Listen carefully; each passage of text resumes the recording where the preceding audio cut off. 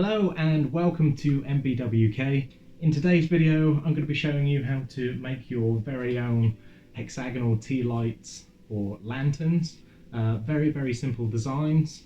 You guys have highly requested this in the comments, so I've tried my best to deliver on this as quickly as possible. Like I said, these are going to be extremely simple designs. We're going to have the joinery on the bottom and the top. On this one we have a simple hole. In the future we can make this a bayonet style base, similar to this, so it actually locks on the bottom. I haven't gone through that in this video, but it can be in another video if you want. What I have included in this tutorial though is how to make one with a hinged door. These are going to be extremely customizable when it comes to size, so you can make these panels wider, you can make them smaller in overall size. I'm not going to show you how to make different style panels because it's in a separate video already. That was last week's video. There's one bit of information that you're going to need to know, and that's going to be the curve of your laser. And I highly recommend that you find out what the curve of your laser is before you tackle any project. I will release a video on that generator in the near future because I think that'll help a lot of beginners out. And if you haven't come across it before, it covers a wide variety of things, so stay tuned for that. Basically, what that curve generator does is gives you a generated file of these little cutouts, and that makes it so you can find the best offset for when it comes to your projects. So this one is a keyway, so it's basically like a finger joint. The other one that you're going to need to know is it's still a curve offset, but it's going to be slightly different. It's going to cut out a circle within a tab. So this is going to be one key element that you're going to need to know when it comes to building your own. That being said, if you don't know this before designing it, you can still design it, and you can find this information out afterwards. It just means that you can't build it until you know your curve offset. So just bear that in mind. Just quickly, before we get into the video, I just want to say a big thank you to those of you that watch my videos. I would like to ask you guys a favor. At the moment, 91% of you are not subscribed. The easiest and free way to support my channel is to simply click that subscribe button. Thank you again, and let's get on with the video. Right, here we are in Lightburn. First of all, what we're going to need to do is go across to the toolbar on the left hand side and select the polygon tool. Once selected, we need to hold down Shift and Control at the same time, and we're just going to drag a hexagon out. From there, we're going to select this, and where it comes to the width, for this instance I am going to do a 150mm lantern. So this is going to be our base. From there we need to go to the offset tool. We're going to set the offset distance to 10mm. Make sure that it's going inwards, and make sure that the corner style is set to corner. Once you've done that, select OK. From there we're going to select the inside shape and just make that a toolpath. So if you just come down to the bottom toolbar, you'll find T1 and T2. We're just going to select T1. This is going to basically act as a guideline. From there we're going to select the rectangle tool. We're going to hover over the bottom left hand corner, click and drag, hold Shift, and make sure you bring it to the corner on the opposite side. Release your mouse button and you'll have a square. Go across to the padlock and make sure that it's unlocked. We're going to change the height to the thickness of the material that you're going to use. In my case, it's going to be 3mm. From there, we need to take this box and snap it to the left hand corner. Once you've moved that rectangle to where it needs to be, we're going to hold Control and press D, and that's going to make a duplicate of it. We're just going to bring this down out of the way for a moment. Now we need to select everything other than the box that we've just drawn. We need to hold Control. Now we need to come across to this rotate icon. So just a quick tip, if you hold Control and go to the rotate icon and click and drag, you can see that it rotates by increments. What this is going to help with is to make sure that this line here is parallel with our guidelines. If you were to click and drag it by itself, it's going to be very, very difficult to try and line this up parallel. From there, we're going to select the duplicated box that we made before. And again, click and drag from the bottom left-hand corner and place it in the same position as the last one. Do the same again, hold Control, press D to make a duplicate and bring it down. We only have to do this one more time, but we're going to repeat the process, make sure everything is selected, hold Control and rotate it.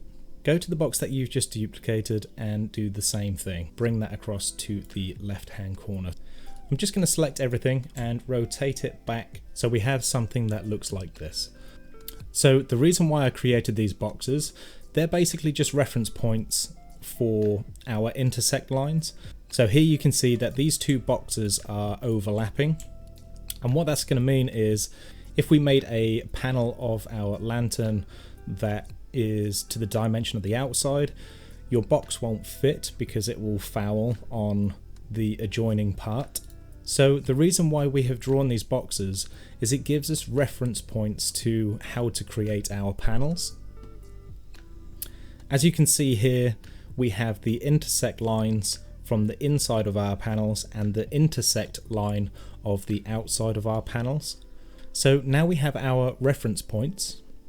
What we can do is take our rectangle tool, go to the internal corner of our intersecting lines. We're going to click and drag, and we're going to hold Shift, and we're going to come across to the right hand side where the lines are intersecting as well. When you release your mouse button, this is what you're going to end up with. Let's just select that a different color so it's easier to see. We now need to select that, and again we need to make our height the thickness of our material. From there we're going to drag that up to the inside of our intersecting points. And this is basically going to give us the width of our panels. Next we are going to be creating the slots to the lantern. So we're just going to draw out a rough rectangle. Make sure that the height is set to the thickness of your material. In my case it's 3. The width is entirely optional. I like to keep mine either a half or 3/4 of the width of the panel. So I'm going to set mine to 30 as my panel is 60 mil. From there we're going to bring the rectangle down to the center of the box. If you select the smaller slot that we've just made, hold Control and select the rectangle that we created that intersected this point, and we select the bullseye tool at the top. And what that's going to do is just center the small slot to our guideline that we created. Just going to make our slot a green layer. Once you're at this stage, what we're going to do is select that green layer, that slot that we have just made. We're also going to hold Control and select the outer line. Going to go across to the circular array tool. Click on that. You'll get this little pop-up. You just need to make sure that copies are set to 6, and that means it's just going to generate these other slots in the right position. We don't have to do all of that work all over again. So once you've done that, select OK. As you can see, the slots have been generated so they are the center of each section. Once all of your slots have been generated, this is now the top and bottom of your lantern. So what we're going to do from there is take one of these slots and duplicate it by holding Control and pressing D. We're just going to move this to one side. Now we're going to go back to the box that we drew between our intersecting lines. We're just going to put that onto a red layer. Now that it's completed, we don't need it here, and that's going to be the start of our panel. So we're just going to bring this out of the way so we've got a nice blank canvas. As you can see, the width is already set for us. This is going to be the width of our panel. All we need to do now is where we set this to the thickness of our material, now we need to make it the desired height of our lantern. So in this principle, I'm going to make that 150 mil. This is now the first stage of our second component. From here, what we're going to do is go and take this slot that we generated earlier, bring it across to our panel. From there, we want to make this slot marry up to the center of the top of our panel. Once you've done that, we're going to hold Control and press D. That's going to make a duplicate again. We're going to bring that down to the bottom and do exactly the same. So find the center of your slot and bring it down and snap it to the center of the bottom of your panel. So you should have something that looks similar to this. From there, what we're going to do is select both of those and come across to the Weld tool. And you can see that it's now generated a tab on the top of our panel. And this tab is going to be the same thickness as the material that you're going to use for the project. Come across to the bottom, select both, and do exactly the same. Come across to the Weld tool, weld it, and now we have our second component. From there, we're going to go to the Rectangle tool once again. Click and hold in the top corner, drag it out to the bottom right, and we're going to go to the Offset tool. Make sure Inward is selected. Make that at least 5 mil. This is just going to create a perimeter around the edge of our panel. Select OK. And if you didn't have delete selected layer in the pop-up menu, just go back to the original rectangle and press delete. And all that's going to do is create the window within our panel. So like I showed you on the previous lantern video, you can create all different types of designs inside this window.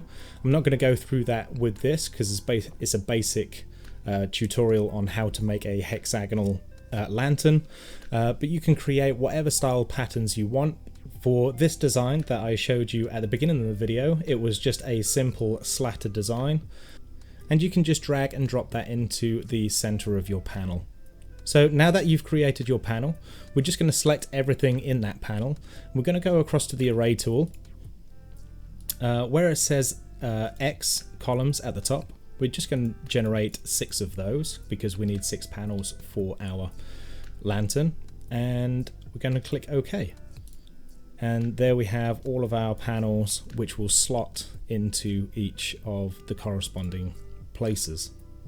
Next, we are going to go to the Ellipse tool, hold Control and Shift and drag a circle out, go to the Select tool, make sure that the padlock is locked and change that to your desired measurement. This is going to be the size of the hole in the bottom of our box, and that just needs to be big enough to incorporate a tea light. From there, we need to select our circle and the outside hexagon, and we need to duplicate that. So hold Control and press D and just bring that down. So what this is going to be is the cover base to hide this joinery on the bottom of the box. It's not absolutely necessary because you're not really going to see it, so you could save yourself another bit of material, but the choice is yours. From there, we're going to select everything that we created before and make a duplicate of that. And we're going to bring this to the side or down as well. And we're going to get rid of the circle that's on the inside because this is going to be the top. And then from there, we're just going to select the outside hexagon and make a duplicate of that and just bring that down. So here we have the top cover, so that's going to be the top of our lantern and that's going to cover all of this joinery. We have the cover for the bottom of our lantern, and we have the bottom which has the joinery in for the panels. Now what we need to make sure of is that our design are on the correct layers. So all of the outer lines are going to be on the red layer, and all of the cuts that are internal are going to be on the green layer. So when we come across to our layer tab, if we double click on that, we can see here on the green layer, my kerf offset is set to -0.12. This means when it comes to assembling my lanterns, it's going to be able to be assembled in a way that I want it to be assembled. I don't want any glue in this project, so I've designed it so my kerf is fairly tight. So what the minus 0.12 kerf offset means is that it's going to leave material on the inside of our slots to make it slightly tighter. If we left it at 0, our slots would be sloppy, they'd be really loose. And if we went plus 0.12, which is on the red layer, they would be so tight that they wouldn't actually fit. So for the panels, I have a kerf offset of positive 0.12, which is going to make my tabs slightly wider and slightly longer. And when it comes to my slots, they are set to a negative 0.12, which makes the slot narrower. And that will ensure that I have the best fit for my purposes. And you can play about with this to make it as loose or as tight as you see fit for your project. So one last thing that I want to do is just show you how to make a door to your lantern rather than having a hole cut out in the bottom. So in order to do that, we need to duplicate one of these hexagons with the slots in. And we're just going to bring that over again to a blank canvas. And again, this is going to be really simple. So what we're going to do is come across to the ellipse tool and hold Control and Shift and make a perfect circle again. We're just going to make this slightly wider than the thickness of our material. So again, my material thickness is 3mm. I'm going to make this circle 4.25 millimeters. From there, what we're going to need to do is take our rectangle tool and come across to the intersecting lines again. Going to click and drag that across to where it intersects on the other side whilst holding Shift once again. And we're just going to make sure that the height is at the thickness of our material again. So exactly the same as before. Bring that back to the intersecting lines. Now we're going to bring this circle down to the center. So if we select the circle and select the box that we've just drawn, come across to the align selected objects horizontally and make sure that it's aligned height center, horizontal center, sorry.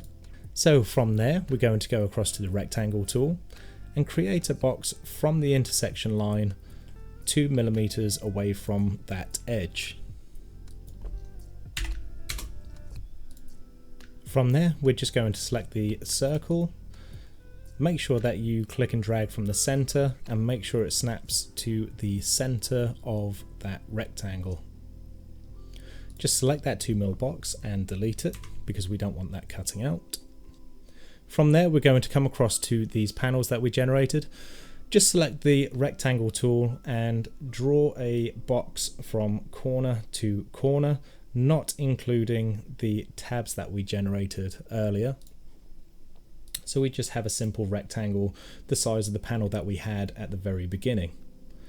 If you want the same pattern on it, just select your design and create a duplicate of that. From there, we're going to bring all of that down to where we created that circle. We're just going to marry those two corners together. From there, what we're going to do is just create a box the same width of our circle. And we're going to make the height the thickness of our material. From there, we're just going to drag this away so we can see what we're doing. From there, we're going to go to the rectangle tool, start the box off by clicking the top left hand corner and bring it down to the bottom right hand corner of the box that we made earlier.